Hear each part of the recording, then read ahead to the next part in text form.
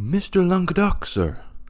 The moon-faced White House intern had burst through the door without even knocking, and hurriedly pronounced his name with the thickened tongue of a Midwestern drawl, which formulated his family name into the caricature Long Duck. Languedoc opened his eyes without saying a word, and correctly assessed that urgency supplanted chastisement. "They're saying on TV that the Vice President is going to make a speech. Should I call over to her office and see what it's about?" Languedoc said nothing. He merely stood and walked past the intern and into the outer office and leaned against the desk that was closest to the TV.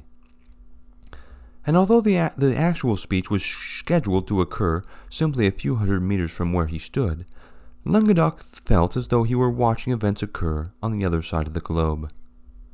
She stood calmly at the pulpit, her hands firmly grasping it on either side, like a driver with hands at 10 and 2.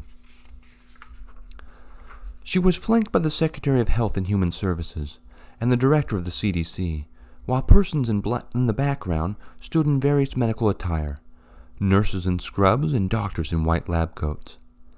"I'm surprised she didn't have them holding clipboards," said Languedoc aloud to nobody in particular. "Always one for the melodrama." Several staffers regarded him warily before returning their gaze to the television.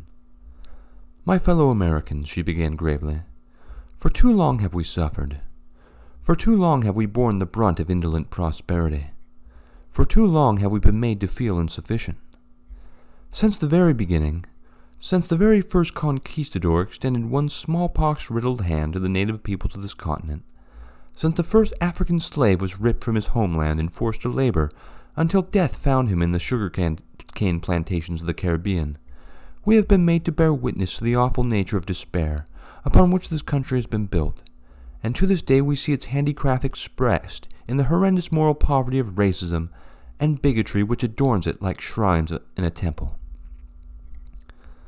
For centuries, women, those of African descent, people of color, and the LGBT have been oppressed through the denial of even the most basic amenities and freedoms, which are the rights of all people, simply for the sake of perpetuating the power, privilege, and prosperity of those who, for no other reason than their own greed, cannot and will not imagine a world in which we share together equally the great commonwealth which we have all labored to produce. But on this day," she continued, slowly allowing the strength of her righteous indignation to give color and texture to her voice, "we stand prepared to finally begin the complete and utter disassembly of that great machine which has shattered the lives of so many. For on this day, on the orders of the President of the United States, I have been authorized to form an exploratory commission which would lay the groundwork for the extension of human rights to all people. For as we all know, one of the most basic and fundamental barriers to achieving social, racial, and economic justice comes from unequal access to health care, and we abide in a system in which, ironically, those who have contributed the least often benefit the most from the latest medical technologies and therapies, and this is exactly what we seek to eliminate.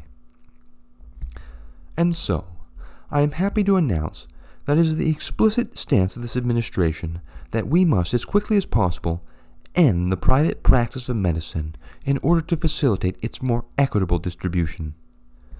The Vice President paused for effect, and Languedoc imagined that he could hear a ripple of surprise tear through the throng of reporters behind the camera like a seismic wave. And now for further comment, I will turn the time over to the Secretary of Health and Human Services. "Madam Vice President! Madam Vice President!" The calls bubbled over from the excited crowd. There will definitely be time for questions after the Secretary speaks.